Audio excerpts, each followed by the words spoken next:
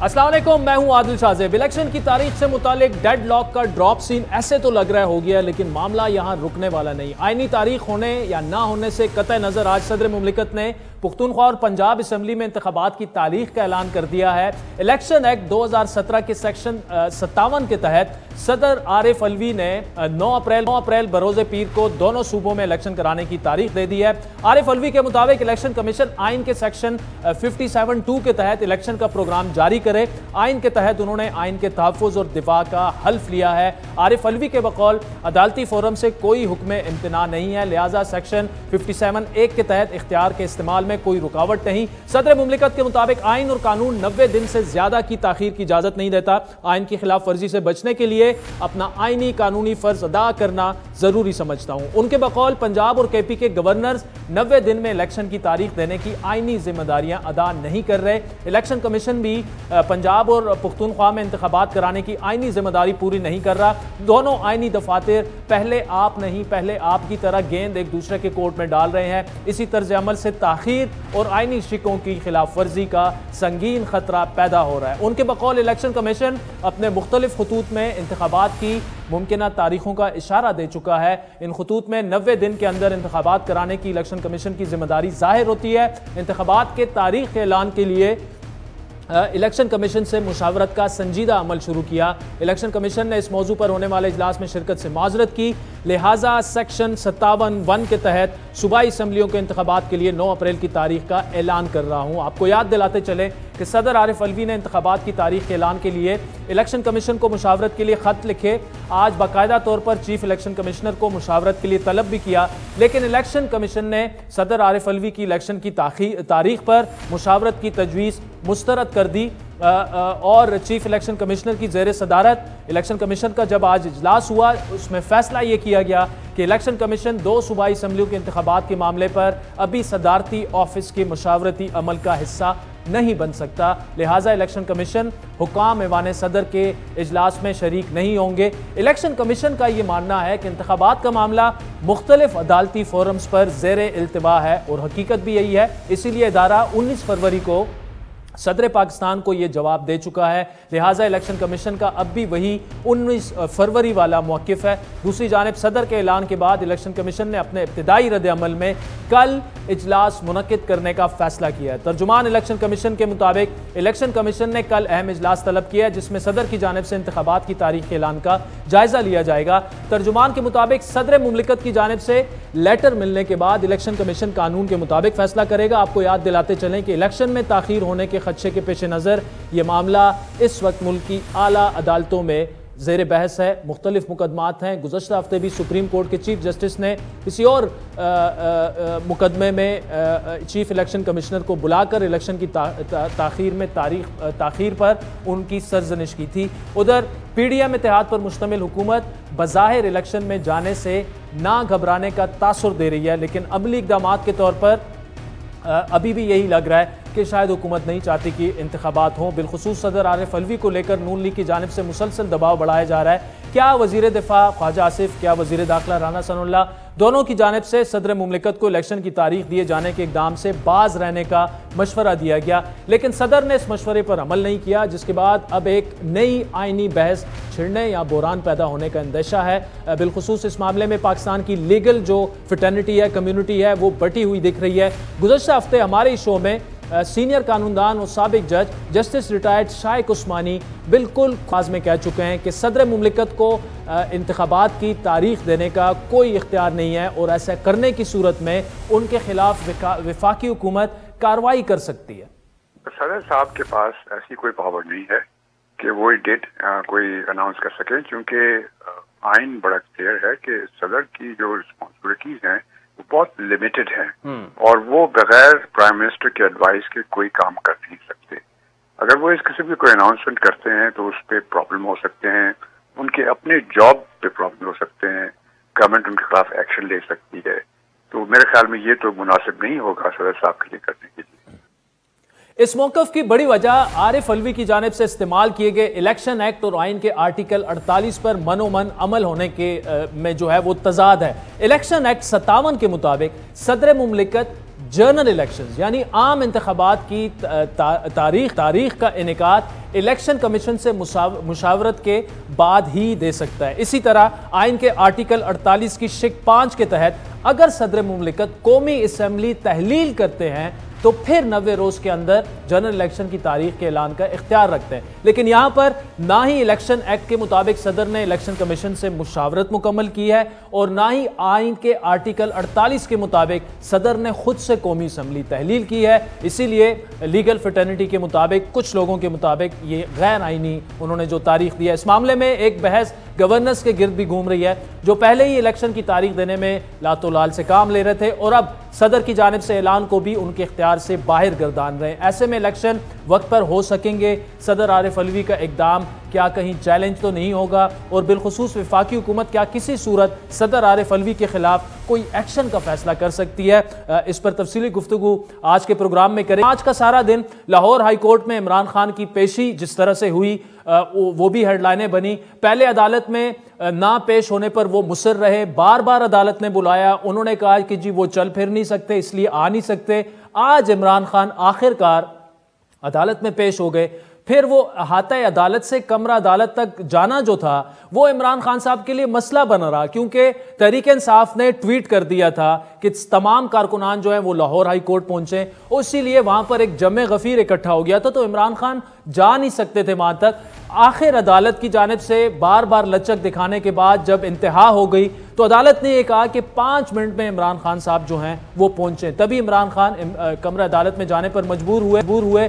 वो इमरान खान जिनकी टीम उनके लिए व्हील चेयर तक का बंदोबस्त किया था और अदालत ने भी व्हील चेयर पर लाने पर जोर दिया था, क्योंकि इमरान खान चल फिर नहीं सकते थे, ये उनकी लीगल टीम का मौकिफ था। लेकिन वही इमरान खान खुद चलकर कमरे अदालत पहुंचे, जहां पहले जस्टिस अली बाकिर नजफी की अदालत ने उन्हें 3 मार्च तक हिफाजती जमानत दे दी, लेकिन जस्टिस तारिक सलीम शेख की अदालत में इमरान खान की हिफाजती जमानत का मामला फिलहाल जो है वो अभी हल तलब है। लेकिन यहां पर आज का सबक ये, जिस तरह इमरान खान साहब कहते थे कि कानून अमीर गरीब ताकतवर और गरीब सबके लिए बराबर है, लेकिन आज जिस तरह से उनकी ट्रीटमेंट हुई उससे यह साबित हुआ कि ताकतवर के लिए कुछ और कानून है आज भी पाकिस्तान में और मुअज़्ज़ज़ अदालत को भी इस पर गौर करना चाहिए। इस पर तफसीली गुफ्तगू करेंगे। आगे चलकर हमें रहनुमा अली मोहम्मद खान साहब ज्वाइन करेंगे। इस वक्त हमारे साथ वफाकी वजीर तवानाई जनाब खुर्रम दस्तगीर साहब मौजूद हैं, जबकि हमें कमर जमान कायरा साहब भी ज्वाइन करेंगे। जनाब खुर्रम दस्तगीर साहब, सदर मुमलिकत ने इंतखाबात की तारीख दे दी है। आप लोग कहते थे हम बिल्कुल तैयार हैं 90 रोज में इंतखाबात के लिए, लेकिन अब यह तासुर मिल रहा है कि आप लोग इंतखाबात से भाग रहे हैं। अब जब उन्होंने तारीख दे दी है तो आप आगे बढ़े, पीडीएम की गवर्नमेंट इस चैलेंज को कबूल करे और जाए इंतखाबात में। देखिए सदर ममलिकत का तारीख देना ऐसे ही है कि कोई अखबार में कह दे कि इस दिन इंतखाबात होंगे। सदर ममलिकत इसके मजाज नहीं है और ये गालिबन अब कोई दर्जन दफा है कि वो आइन शिकनी कर चुके हैं। आपको याद है, आपके नाजरीन को भी याद है कि इस तरह 3 अप्रैल को इन्होंने जब इमरान खान के कहने पे एक गलत हुक्म पर असेंबली भी तहलील कर दी।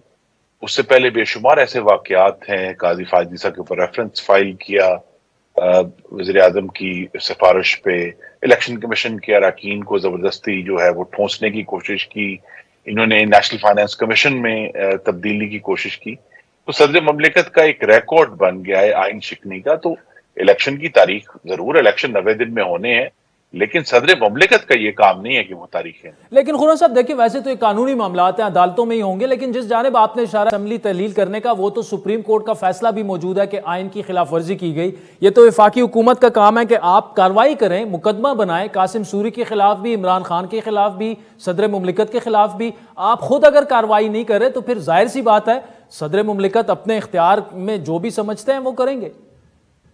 जी, हमारी कार्रवाई में जो एक रुकावट है वो अब बहुत अदब से और मुझे हसास तरीके से बात करनी है।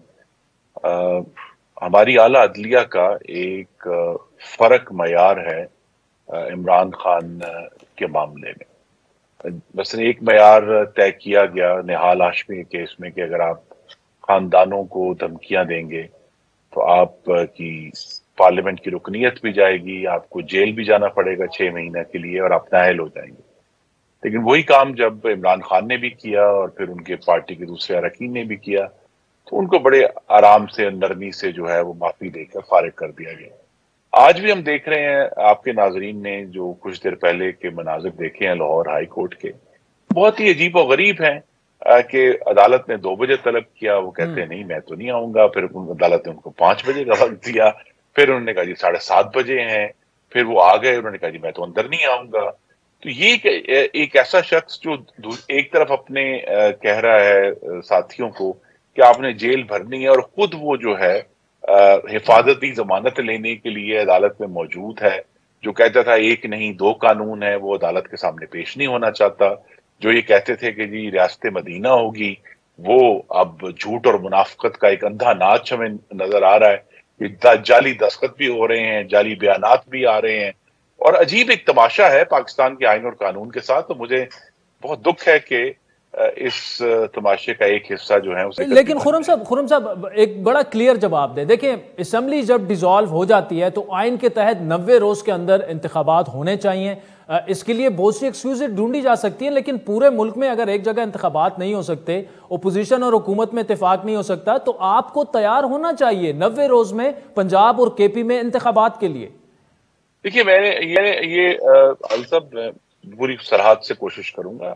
आपके प्रोग्राम में पहले भी मैंने बात की है, बिल्कुल कर कि अभी तक जितनी भी ताखीर की जो तौजीहात हैं वो मुख्तलिफ इदारों की तरफ से और मुख्तलिफ लोगों के जो अपनी राय है वो सामने आ रही है, लेकिन बाकायदा तौर पर इसकी ना ही कोई डिस्कशन है, ना ही कोई कागज है, ना ही कोई मुसवदा काबीना और पार्लियामान के सामने नहीं है।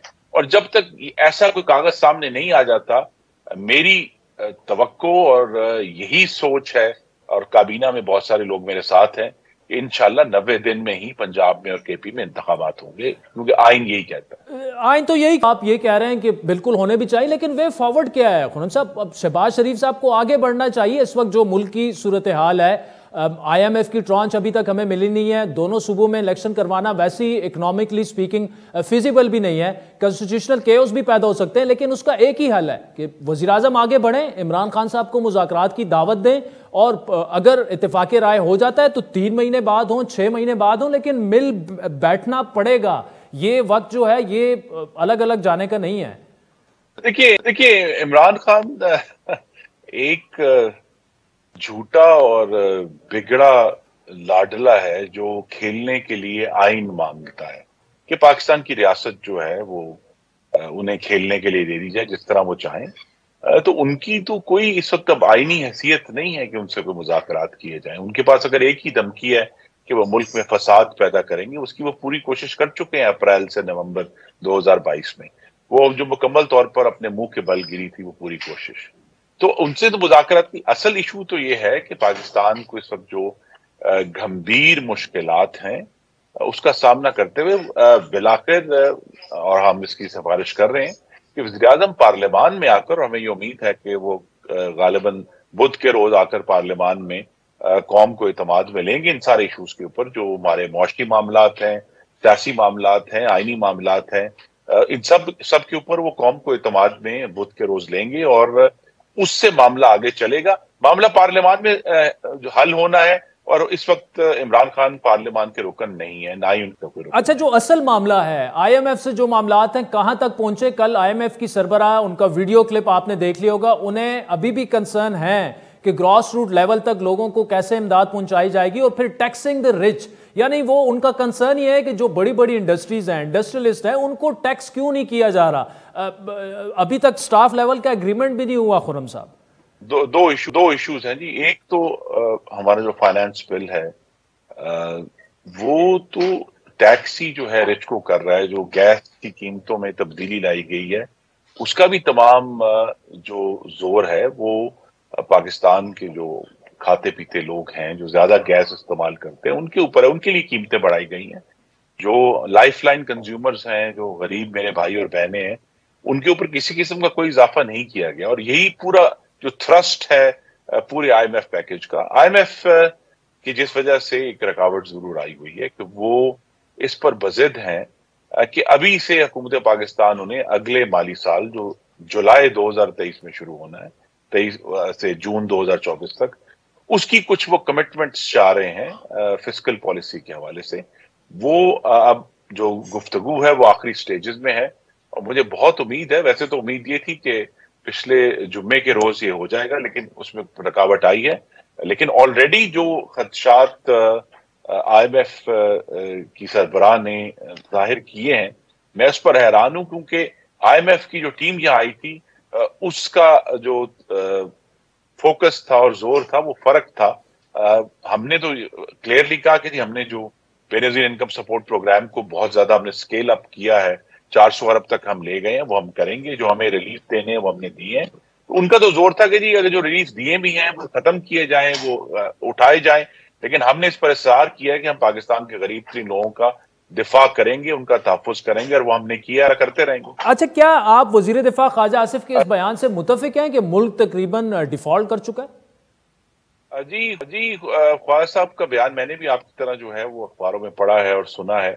बेहतर तो ये था कि वो ज्यादा मोहतात गुफ्तगू करते, लेकिन उनका एक तज्जिया जरूर है और उन्हें खुलकर बयान कर दिया है। मुल्क देखिए किसी भी तरह हम मेरी नजर में कभी भी डिफॉल्ट के करीब नहीं गए। सिर्फ इस माली साल में जो जुलाई में शुरू हुआ था, हमने आदिल साहब 4 अरब से ज्यादा की पेमेंट की है जी। और पाकिस्तान का कर्जा जो है वो रिकॉर्ड कम हुआ है पिछले 6 महीने में, जिसका जरूर असर हमारे फॉरेन एक्सचेंज रिजर्व्स पर पड़ा है। लेकिन आप उसके भी देखिए, उसके अगेंस्ट पाकिस्तान का जो ओवरऑल कर्जा है उसमें भी एक नुमाया कमी जो है वो हमारे इकदाम की वजह से हुई है। तो जब तक हम अपनी तमाम कमिटमेंट्स जो है उन्हें पूरा कर रहे हैं तो टेक्निकली कहीं से भी डिफॉल्ट नहीं हो सकता। ये आप जरूर कह सकते हैं कि आने वाले सालों में हमारी जो बहुत सारी कमिटमेंट है उसका भी हमें अंदाजा नहीं कि वो हम कहां से उसके लिए रिसोर्सेज जनरेट करेंगे, उसके लिए जरूर कोई कंसर्न जरूर है। लेकिन अल्लाह ताला के करम से शहबाज शरीफ की क़यादत में पाकिस्तान ने ना डिफॉल्ट है और ना ही करेगा। लेकिन सर, वजीर दिफा साहब कह रहे हैं कुछ कंपनियां और इदारे हैं जो डिफॉल्ट कर चुके हैं लेकिन वो जाहिर नहीं करना चाहते। जाहिर सी बात है, मार्केट अगर ये देखेगी ऐसी खबरें कि वजीर दिफा हैं, बड़े सीनियर रहनुमा नून लीग के, तो असर तो होगा उसका। जी देखिए, वो मुझे उम्मीद है कि वो आकर पार्लियामान में उसकी वजाहत भी देंगे कि उनका ये तखमीना जो है वो किस बुनियाद पर है। सिर्फ इशू यही देखिए, एक तरफ तो हमें बहुत बड़ी एक कामयाबी हुई है कि अभी जो नंबर्स आए हैं पहले 7 माह के, जुलाई से जनवरी तक, उसमें जो करंट अकाउंट डेफिसिट है जो 2018 तक मुईशत की बुनियाद और सबसे बड़ा इशारिया माना जाता था, उसमें 70% कमी है इमरान खान के आखिरी साल के मुकाबले में। जो उनके जुलाई टू जनवरी के नंबर्स थे उसके मुकाबले में 70% हमारा जो करंट अकाउंट डेफिसिट है वो कम है। उसका मतलब यह है कि पाकिस्तान के रुपए के ऊपर कोई टेक्निकल प्रेशर नहीं है। जो भी प्रेशर है वो इसी वजह से आया है कि पाकिस्तान में जो बहुत सारे माली इदारे हैं और जो मुख्तलिफ बड़ी कंपनियां और बड़े लोग हैं, उन्होंने डॉलर के ऊपर एक बेट की हुई है, उन्होंने होल्ड किया हुआ है, जिसकी वजह से ये क्राइसिस आया है। और हमें इसकी वजह से फिर जो है वो जब डॉलर की होल्डिंग हुई है तो फिर हमें जो इंपोर्ट को रिस्ट्रिक्ट करना पड़ा है वो एक जरूर चैलेंज है। लेकिन डिफॉल्ट का लफ्ज मेरे ख्याल में तो ज्यादा सख्त है। अभी अल्लाह ताला के करम से हमने पिछले साल अप्रैल से लेकर अब तक पूरी कोशिश की और हमें इसमें कामयाबी है कि पाकिस्तान के जो माली मामलात हैं, तमाम तर मुश्किलात और कमियों के बावजूद वो स्मूथली और आराम से। बहुत शुक्रिया। वफाकी वजीर तवानाई को आपने सुना, उनके बकौल वजीर दिफा को थोड़ी सी मुताद गुफ्तगू करनी चाहिए थी और वो पार्लियामान में शायद वो आएंगे और वो एक्सप्लेन करेंगे कि डिफॉल्ट का लफ्ज़ उन्होंने क्यों इस्तेमाल किया। वक्त चाहते हैं एक ब्रेक का, जिसके बाद अली मोहम्मद खान साहब और कमर जमान कायरा साहब हमें ज्वाइन करें।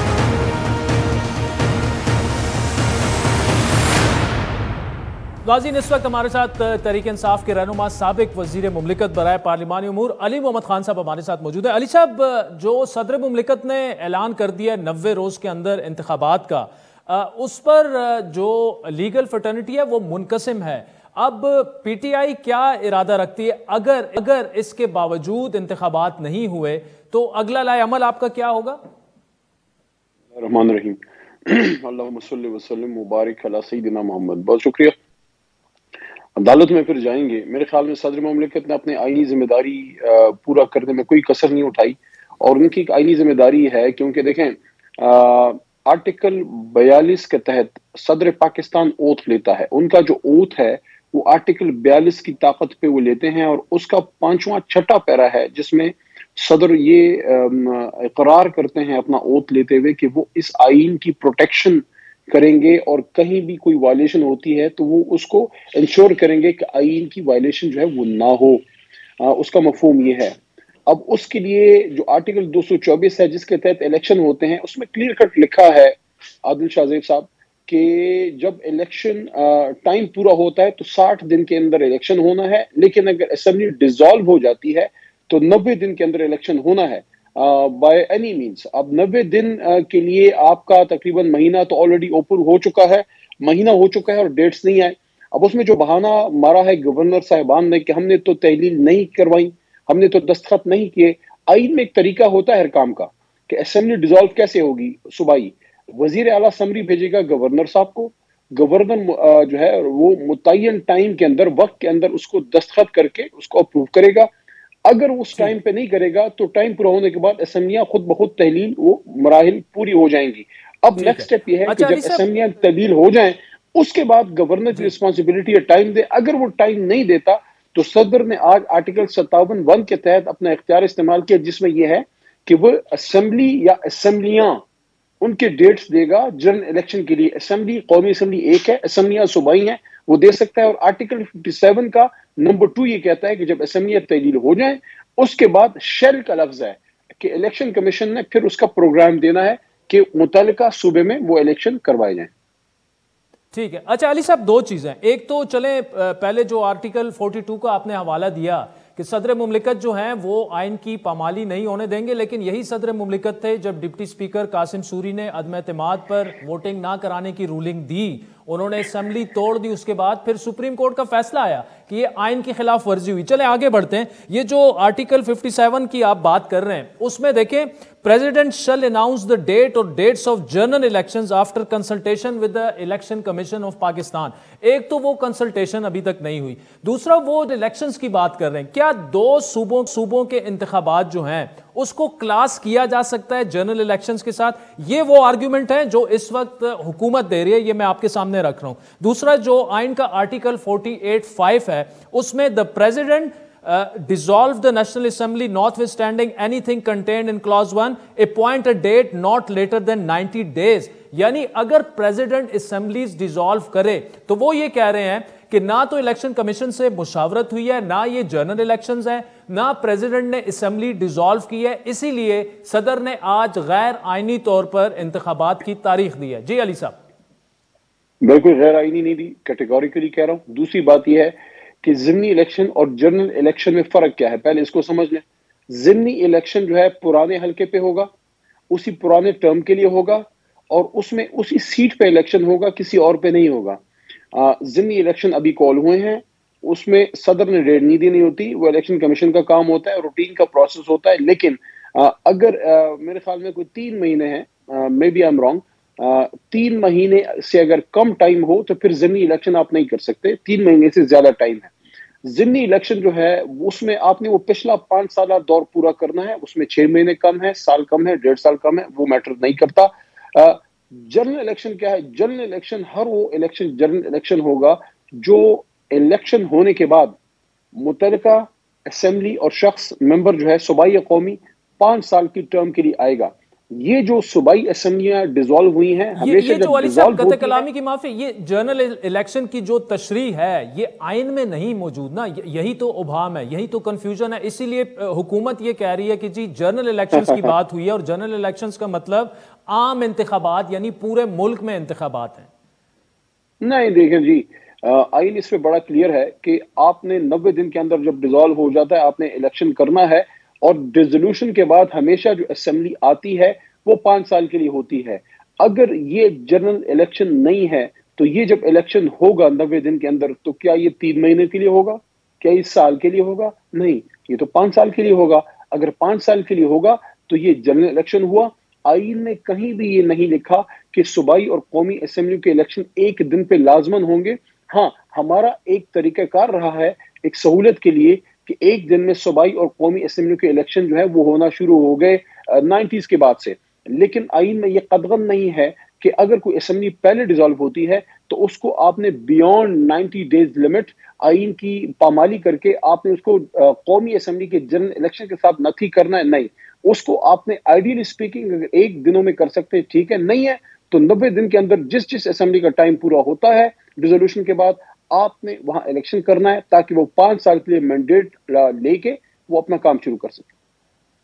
अच्छा अली साहब देखिए, चलें यहाँ पे तो उनका आर्ग्यूमेंट ये है कि ये जनरल इलेक्शंस नहीं है तो सदर इसलिए इसकी डेट नहीं दे सकते। आप कह रहे हैं कि चूंकि 2 असम्बलियों ने 5 साल के लिए मुंतखब होना है तो ये जनरल इलेक्शंस है। ये तो चले हो सकता है कि मामला फिर वहीं अदालत में जाए और वहां से फैसला आए, लेकिन इस वक्त रियलिस्टिकली स्पीकिंग अगर 2 असम्बलियों में इंतखाबात हो भी जाते हैं और उसके बाद वहां पे जिस आपकी गवर्नमेंट आए, JUI की आए, PMLN की आए, पीपल्स पार्टी की आए, फिर आम इंतखाबात होने। अब आम इंतखाबात कौमी असम्बली के निगरान हुकूमतों के तहत नहीं होने, पंजाब में भी और KP में भी, तो ये आइन इस पर तो मतलब निगरान हुकूमत के तहत होने और फिर उसका जो रिजल्ट आएगा, अगर आपके अंडर फॉर एग्जांपल KP में कौमी असम्बली के इंतखाबात होते हैं, आपकी गवर्नमेंट वहां पे सूबाई आ जाती है और उसके रिजल्ट फिर ओपोजिशन वहां पे नहीं माने कि जी ये तो सारी एडमिनिस्ट्रेशन इनके अंडर थी, तो कॉन्स्टिट्यूशनली एक केओटिक सिचुएशन है। तो बेहतर क्या ये नहीं है कि आप और गवर्नमेंट दोनों बैठें, चाहे 3 महीने बाद इलेक्शन हो, चाहे नवंबर में हो, चाहे जून जुलाई में हो, लेकिन मुल्क को फर्दर केओटिक सिचुएशन की तरफ ना धकेला जाए? देखिए असल में मसला ये है नून लीग और पीपल पार्टी का कि भुट्टो साहब को फौत हुए तो बड़ा अरसा हो गया, पढ़े लिखे आदमी थे, बेनजीर साहिबा भी हार्वर्ड वगैरह से पढ़ी थी, बाकी ये तो सारे बाटी गेट में जो है दाल चावल ही खाते रहे हैं और इनकी कलम से काफी दुश्मनी है। किताब भी इनको ज्यादा किताब की शक्ल अच्छी नहीं लगती, किताब उनको तभी पसंद आती है जब वो ओथ ले रहे होते हैं कौमी या सूबाई असम्बली का या मिनिस्टर का। बाकी किताब यूनिवर्सिटी से इनका कोई दूर दूर का वास्ता नहीं है। ये कलम पकड़ने से और पढ़ने लिखने से इनको कुछ ज्यादा शगफ नहीं है, वरना इनको पता होना चाहिए था कि जो बात इमरान खान साहब इनको कर रहे थे उसी में इनकी बचत थी, क्योंकि हमें तो ये विन विन सिचुएशन है। अगर देखें, पहली बात तो ये है कि बिल्कुल आपकी बात दुरुस्त है कि एक वक्त में अगर होते हैं तो और पूरा केयर टेकर सेटअप होगा, आइडियल सिचुएशन है। इसलिए तो इमरान खान साहब ने इनको कहा था कि आए नए इलेक्शन पे बात करें, अदरवाइज हमें असम्बलियां तोड़नी पड़ेगी। उन्होंने कहा जनाब ये असम्बली कैसे तोड़ सकते हैं, क्योंकि ये तो सारी जिंदगी सियासती असम्बली बनाने और वजारत लेने के लिए करते हैं। इनके तो समझ में भी नहीं आया कि असम्बलियां भी कोई तोड़ सकता है, अपनी वजारत भी कोई छोड़ सकता है, अपनी हुकूमत भी कोई तोड़ सकता है। एक बड़े मकसद के लिए हमने किया, तो अब जो है बिल्कुल इनको आके बात करनी चाहिए। लेकिन मैं इस बात में आपके साथ नहीं हूं कि आपस में बैठ के तो नवंबर में इलेक्शन करा लें तो दिसंबर में इलेक्शन करा लें। नहीं आदिल शाह साहब, आईन हमारे जो है खालाजी मैंने कहा पहले भी हो सकता है ना, जून जुलाई में आपकी एग्रीमेंट की बात की कि आपस में बैठना चाहिए और होना चाहिए। देखिए मैं अर्ज करता हूँ, आईन हमारे खालाजी का घर नहीं है, ना कोई हमारी ये बेड बुक या डायरी है जिसमें जिस वक्त चाहे हम कोई एंट्री करके उसको मिटा के कुछ और लिख दें। आईन कहता है 90 दिन में करें। अब अगर 90 दिन में नहीं करना और हम कहते हैं कि हमने जाके आगे जाके दिसंबर में करना है या कभी भी करना है 90 दिन के टाइम लिमिट के बाद, तो फिर आए बैठे फिर आईनी तरमीम करें। 2/3 अक्सरियत है इनके पास। हम तो इसके लिए तैयार नहीं है कि इनकी ख्वाहिश को पूरा करने के लिए इनको हम आईनी जो है वो तरमीम कराने दें, क्योंकि हम तो असम्बलियों में ही नहीं है। असम्बलियां उन्होंने जो है हमारी रेजिग्नेशन जो है, जब हम कह रहे थे एक्सेप्ट करें, ये नहीं कर रहे थे। जब इनको लगा कि हम असेंबली में आ रहे हैं। वैसे अली साहब, अगर चीफ इलेक्शन कमिश्नर जो है, चीफ इलेक्शन कमिश्नर अगर मुस्ताफी हो जाते हैं, जब तक नया पॉइंट नहीं होगा तो इलेक्शन हो ही नहीं सकते। वैसे एक टेक्निकल पॉइंट है, मैंने कहा आपसे डिस्कस कर लूं। नहीं, ऐसा नहीं होता। किसी भी शख्स के जाने और ओहदा खाली होने के बाद रियासत का काम रुकता नहीं है, रियासत का काम चलता है। ये तो हमारी तारीख भी रही है इस्लाम की। शहीद होने के बाद झंडा हमेशा इस्लाम का बुलंद रहा। तो चीफ इलेक्शन कमिश्नर साहब किसी भी सूरत में अगर या इस्तीफा देते हैं या बीमार होते हैं, किसी भी वजह से वो अपना काम नहीं कर सकते, तो आईन के मुताबिक उनकी जिम्मेदारी पूरी करने के लिए उसका आईनी हल मौजूद है। या फिर आपने टेम्पररी किसी को लगाना होगा या किसी ने वो रिस्पॉन्सिबिलिटी पूरी करनी होगी। अदरवाइज तो फिर शख्सियात की वजह से रियासत के काम रुक जाने हैं। आदिल शाह ज़ेब साहब, the graveyard of the world is full of indispensable people. Full of indispensable people, बिल्कुल सही बात की आपने। अली मोहम्मद खान साहब, thank you so much for joining us. नाज़रीन, वक्त तो चाहता है एक ब्रेक। वेलकम बैक नाज़रीन। आपने खुर्रम दस्तगीर साहब का मौक़िफ़ तो सुन लिया। इस वक्त पीपल्स पार्टी के सीनियर रहनुमा और वज़ीर आज़म की मुशीर बराए उमूर कश्मीर कमर ज़मान कायरा साहब हमारे साथ मौजूद है। कायरा साहब, आपका मौक़िफ़ बड़ा क्लियर था कि 90 रोज़ में इंतखाबात होने चाहिए और हम पीपल्स पार्टी उसके लिए तैयार है, पंजाब में भी KP में। अब सदर मुमलिकत ने तारीख तो दे दिया है, उस पर 2 राय हैं। लीगल जो ओपिनियन है वो मुनकसिम है, लेकिन अब तारीख आ गई है तो क्या गवर्नमेंट को भी आगे नहीं बढ़ना चाहिए कि ठीक है तारीख आ गई है, हम ये चैलेंज कबूल करते हैं, आगे बढ़ते हैं, इंतखाबात कराएं? देखिए, इंतखाबात तो आइन के मुताबिक होने चाहिए, लेकिन सदर की दी हुई डेट किसी तरह कंसिडर नहीं करनी चाहिए। ये बदकिस्मती की बात है, मैं पाकिस्तान के सदर के बारे में ऐसा लफ्ज़ कह रहा हूँ, लेकिन सदर ने अपनी पार्टी लीडरशिप के हुक्म को उस तरह माना है जिस तरह कासिम सूरी ने माना था। डिप्टी स्पीकर के तौर पे उन्होंने जिस तरह आइन और कानून की धज्जियां बिखेरी थी और तमस्खर उड़ाया था, उसको जिस तरह इमरान खान साहब ने अगले 5 मिनट में असेंबली डिसॉल्व करने का और सदर साहब ने उसको वेरीफाई करने का हुक्म दिया था, आज फिर अपने लीडर के हुक्म पे सदर ने पाकिस्तान के सदर की आपस की तौहीन की है। आइन से मावरा काम के कोई इख्तियार नहीं है सदर के पास इस तरह का फैसला करने का। साहब कत कलामी की माफी, लेकिन इलेक्शन एक्ट 57(1) वो बड़ा क्लियर है कि सदर इंतखाबात का ऐलान करेंगे, फिर 48(5) के 90 रोज के अंदर अंदर सदर ने इंतखाबात का ऐलान करना है। जो कासिम सूरी ने किया वो तो सुप्रीम कोर्ट ने कहा था कि गैर आईनी है, लेकिन अब तो वो एक एक्ट का और आर्टिकल का हवाला दे रहे हैं कि सदर के पास इख्तियार है इंतखाबात की तारीख देने का। सदर के पास कोई इख्तियार नहीं है। पहले ना जी, आइन का जो तकाजे होते हैं ना, आइन को जो पढ़ना होता है, आप बेहतर जानते हैं मुझसे, आइन हो या कानून हो, उनको आइसोलेशन में उस तरह नहीं पढ़ा जाता। इसकी बहुत सारी क्लासेस को मिला के पढ़ना होता है। दिस क्लास रेड विद फलां, दिस क्लास रेड विद फलां। इस तरह गौर कीजिए, आइन की बुनियादी रूह क्या है। पाकिस्तान में पार्लिमानी निज़ाम हुकूमत है, एक वफाकी हुकूमत है, 4 सूबाई हुकूमत है।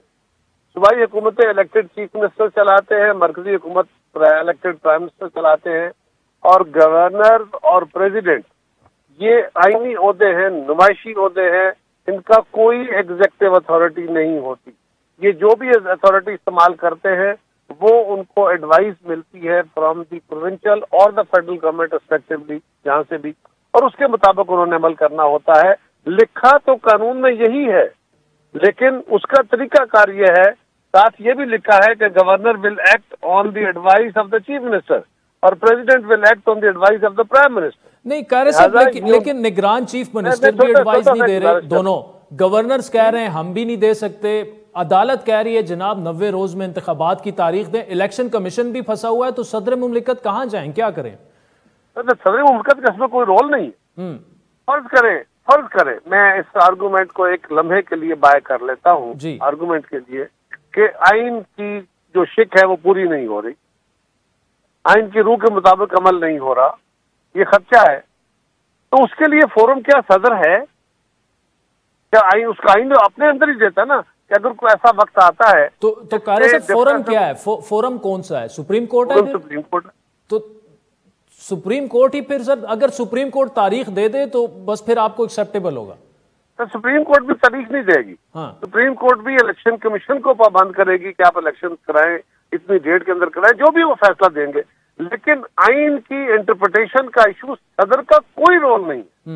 आइन के अंदर कोई वायलेशन हो रही, फर्ज करे वायलेशन हो रही है, तो इवन देन सदर हैज नो अथॉरिटी। तो कारी साहब फिर इसका मतलब कि जो सदर मुमलिकत ने ऐलान कर दिया तारीख, इसके खिलाफ जो है वो गवर्नमेंट जाएगी कोर्ट में? बिल्कुल नहीं जाना चाहिए जी, सदर के हुक्म को माना ही नहीं जाएगा, ये प्रैक्टिकली है ही इल्लीगल हुक्म।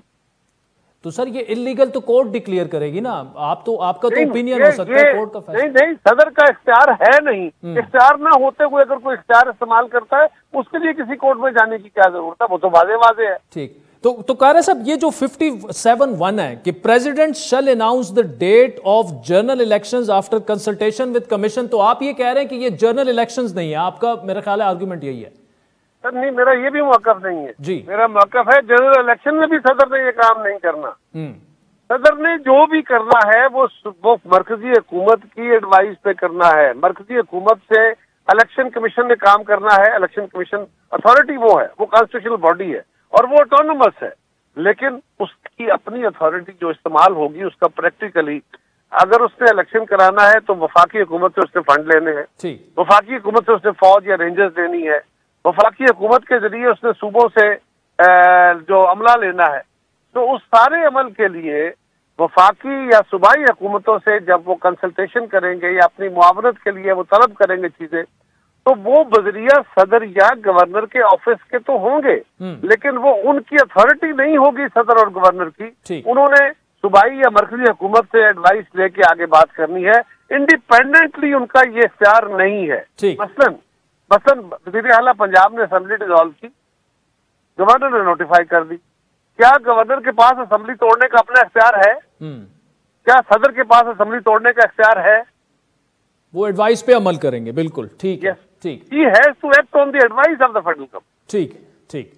चले, कमर जमान कायरा साहब, thank you so much for joining us. नाज़रीन, आपने सुना, दस्तगीर साहब नून लीग को रिप्रेजेंट करते हैं, पीपल्स पार्टी दूसरी बड़ी जमात है इत्तेहादी हुकूमत PDM की, कायरा साहब उन्हें रिप्रेजेंट करते हैं। वो बड़ा क्लियर कट कह रहे हैं कि सदर मुमलिकत ने जो ऐलान किया वो गैर आइनी है। क्या ऐसा ही है? आगे चलकर इस पर मजीद गुफ्तगू। नाज़रीन, इस बहस को आगे बढ़ाते हैं। कुंवर दिलशाद साहब किसी तारुफ के मुताज नहीं है, साबिक सेक्रेटरी हैं इलेक्शन कमीशन ऑफ पाकिस्तान के। सर, ये बताइएगा कुंवर साहब के आर्टिकल 48(5) ये कहता है कि president dissolve the if president dissolve the national assembly, where का लफ्ज है, तो वो 90 डे में अनाउंस कर देंगे। फिर उसके बाद इलेक्शन का जो एक्ट है ECP का 57(1) वो कहता है कि president shall announce the date और dates of general elections after consultation with the commission. तो ये तो इख्तियार दे रहा है कि सदर मुमलिकत जो है इलेक्शन कमीशन से कंसल्टेशन करके डेट अनाउंस कर सकते हैं। तो इसमें गैर आईनी क्या है अगर आरिफ अलवी साहब ने डेट दे दी है? देखिए, सदर मुमलिकत साहब जो हैं पाकिस्तान की फेडरेशन की अलामत हैं और रियासत के मुहाफ़िज़ हैं, मफादात के कस्टोडियन हैं। लेकिन सबसे बड़ी अहम बात यह कि सदर मुमलिकत साहब ने आइन के आर्टिकल 48 को मद्देनजर रखा। आइन का आर्टिकल 48 ये कहता है कि नेशनल असेंबली प्रोविंशियल नहीं है वहाँ, उसकी तारीख जो है वो प्रेसिडेंट ऑफ पाकिस्तान मुतय्यन करेंगे। इसी तरह उसको आगे लेके चले तो आइन का आर्टिकल 224 है, उसमें भी लिखा हुआ है कि सदर पाकिस्तान नेशनल असेंबली की तारीख का तयन करेंगे। आगे चले, आइन का आर्टिकल 224 डिटेल दिया, उसमें कहा है कि president of Pakistan national assembly देंगे। इसी तरह इलेक्शन एक्ट जिसका सहारा लिया है सदर साहब ने, बगैर आर्टिकल लिखे 57 लिख दिया। ये नहीं लिखा कि कौन सा आर्टिकल है, ये तो 57 आर्टिकल नहीं है।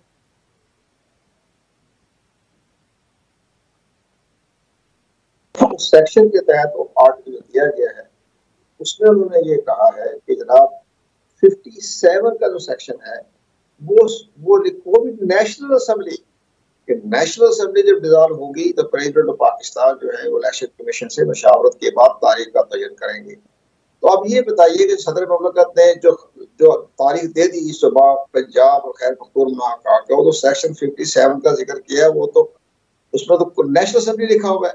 तो सदर मुमलिकत का जो तारीख दी है वो आईनी तौर पर और कानूनी तौर पर वो गैर कानूनी है। इस लिहाज से उन्होंने अपने हलफ की तो कुंवर दिलशाद साहब, अगर ये गैर आईनी है तो ये बात भी तो गैर आईनी है कि असेंबली डिसॉल्व हो जाए और 90 दिन के बाद भी इलेक्शंस ना हो, 90 दिन के अंदर अंदर होने चाहिए। आइन तो इस पर भी क्लियर है। तो कौन अनाउंस करे? होगा क्या ये सुप्रीम कोर्ट फैसला करेगी? अब सुप्रीम कोर्ट डेट तो दे नहीं सकती, होगा क्या? नहीं, आपका पॉइंट मैंने सुन लिया, बात दुरुस्त है। लेकिन सबसे बड़ी अहम बात यह है कि जब आइन किस लिए बनाया था, तो आप आइन को लपेट के घर चले जाएं। आइन का आर्टिकल 105 कहता है कि गवर्नर देगा। जो मैंने आपको आइन की आर्टिकल पढ़ के सुनाए, जो मैंने जिक्र किया है, उसमें लिखा हुआ है president of Pakistan national assembly. Article 105 कहता है सूबाई असेंबली गवर्नर देगा। 18वीं अमेंडमेंट तमाम इख्तियार सूबों को दे दिए गवर्नर को, उसमें प्रेसिडेंट का भी जिक्र नहीं है और इलेक्शन कमीशन पाकिस्तान का भी जिक्र नहीं है। तो ना तो डेट इलेक्शन कमीशन पाकिस्तान दे सकता है, ना प्रेसिडेंट दे सकता है। तो प्रेसिडेंट ऑफ पाकिस्तान ये सारे आर्टिकल उनके सामने मौजूद थे, तो किस बना पर उन्होंने ये कहा कि जी मैं तारीख देता हूँ? तो आप सदर साहब के पास इख्तियार ही नहीं है।